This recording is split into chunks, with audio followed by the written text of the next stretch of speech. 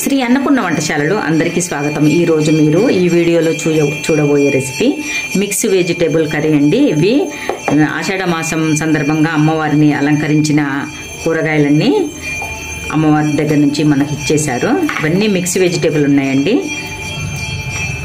అమ్మవారిని చక్కగా అలంకరించిన కూరగాయలు ఇవి। ఇవన్నిటిని చక్కగా మనము నీటితో కడుక్కొని వీటిని మిక్స్ వెజిటేబుల్ కర్రీ మనము చేసేసుకుందాము। ముందుగా ఎక్కువగా ఉన్నాయి కాబట్టి ఒక టబ్లో వేసేసాను। వీటిని కొన్ని నీళ్లు వేసేసుకొని కూరగాయలన్నిటిని చక్కగా శుభ్రంగా కడిగేద్దాం।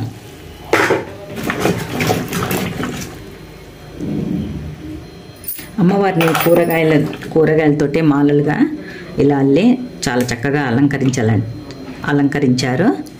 వీటన్నిటిని మనము వేరువేరుగా చేసుకొని సన్నటి ముక్కలుగా కట్ చేసేసుకుందాం।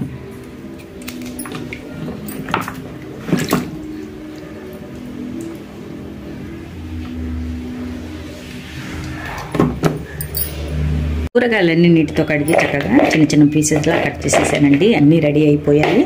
ఉల్లిపాయ ముక్కలు, టమాటా ముక్కలు, వెజిటేబుల్, వంకాయ ముక్కలు కూడా నేను నీళ్ళు నల్లబడకుండా ఉండటానికి నీళ్ళలో వేసేసాను। మరి ఇవన్నీ ఇప్పుడు కలిసి మనం వండుకుందాం। కడాయి పెట్టి కొద్దిగా ఆయిల్ కూడా వేసేసానండి। ముందుగా పోపు దినుసులు వేసేసుకుందాము। అవి కొంచెం చిటపట్లాడగానే సన్నగా తరుముకున్న ఉల్లిపాయ ముక్కలు కూడా ఇందులో వేసేసుకుందాం।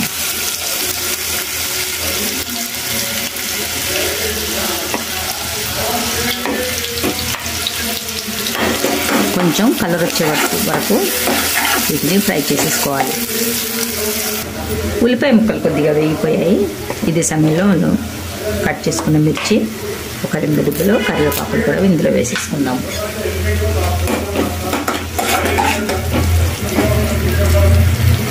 మిర్చి కూడా కొంచెం మెత్తబడిపోయాయి। ఇదే సమయంలో ఇప్పుడు కొద్దిగా అల్లం వెల్లుల్లి పేస్ట్ కూడా మనం వేసేసుకుందాము। ఒక పించు హింగండి,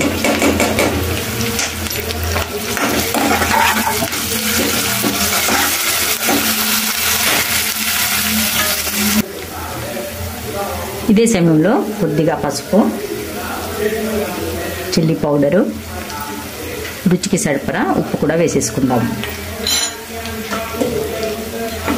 మళ్ళీ అన్నిటిని ఒకసారి కొంచెంసేపు ఫ్రై చేసుకున్న తర్వాత టమాటా ముక్కలు కూడా వేసేసుకుందాం। ఇప్పుడు సన్నగా తరుముకున్న టమాటా ముక్కలు,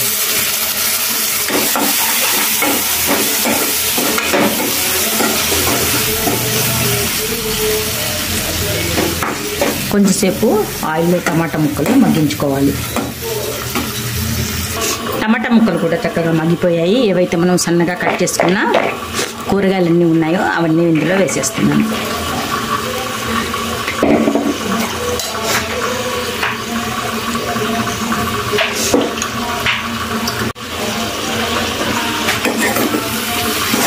ఇప్పుడు మెల్లిమెల్లిగా కింద అడుగంటకుండా చూసుకుంటూ మెల్లిగా ఒకసారి కలుపుకోవాలి।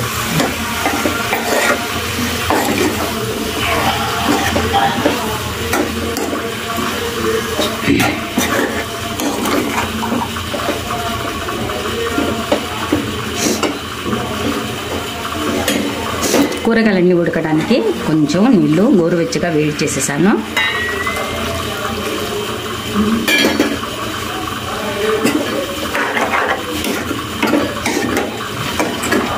చక్కగా ఉడికిన తర్వాత మనకు దీంట్లో కర్రీ కూడా రెడీ అయిపోతుందండి।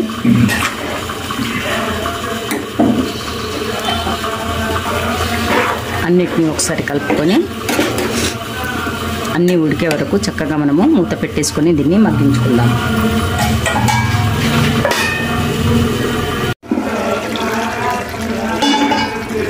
ఆహా, ఇంత చక్కటి కర్రీ అయిపోయిందండి।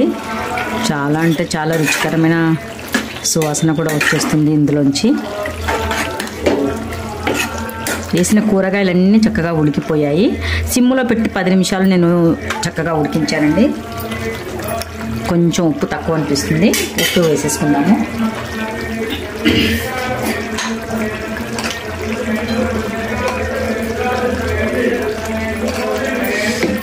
కర్రీ మాత్రం రెడీ అయిపోయింది ఫ్రెండ్స్। ఇందులో కొంచెము కొబ్బరి పౌడర్ కూడా వేసేసుకుందాము. పచ్చి కొబ్బరి ఉంటే పేస్ట్ కూడా చేసేసుకొని వేసేసుకోవచ్చు, కానీ నా దగ్గర ఇదే రెడీ ఉంది కాబట్టి నేను ఇదే వేసేస్తున్నాను. ఇంకా కొంచెం ఇందులో ధనియాల పొడి వేసేసుకుందాము.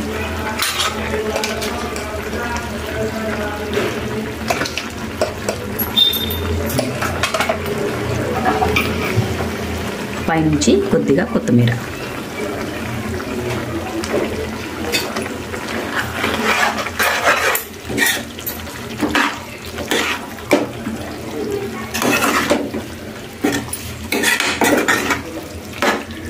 మిక్స్ వెజిటేబుల్ కర్రీ రెడీ అయిపోయింది ఫ్రెండ్స్.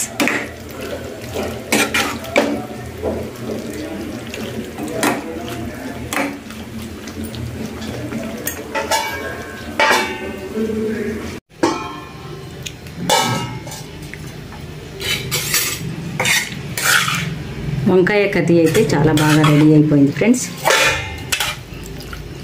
కర్రీ కూడా చక్కగా చిక్కగా వచ్చేసింది. వెజిటేబుల్స్ అన్నీ కూడా మెత్తగా ఉడికిపోయాయి. మళ్ళీ ఇంకో గిన్నెలోకి మనము ట్రాన్స్ఫర్ చేసేసుకుందాము.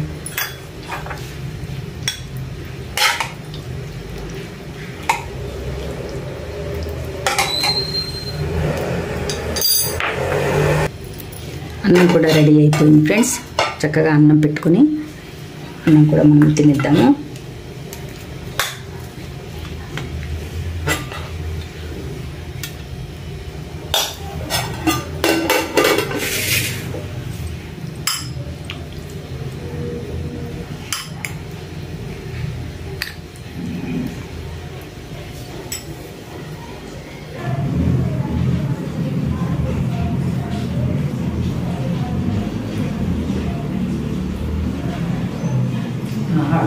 ఎంత బాగుందంటే కర్రీ, క్యారెట్లోని తీయదనం, బెండలోని జిగురు, వంకాయలోని కమ్మదనం, ఆలులోని స్పైసీ, చాలా చాలా అంటే చాలా బాగా రుచికరంగా ఈ కర్రీ రెడీ అయిపోయింది ఫ్రెండ్స్. మరి అమ్మవారిని అలంకరించిన కూరగాయలన్నీ ఇవి శాకాంబరి అవతారంలో అందరికీ పంచిన మిక్స్ వెజిటేబుల్ కర్రీ నేను ఈరోజు చేసిన కర్రీ అండి.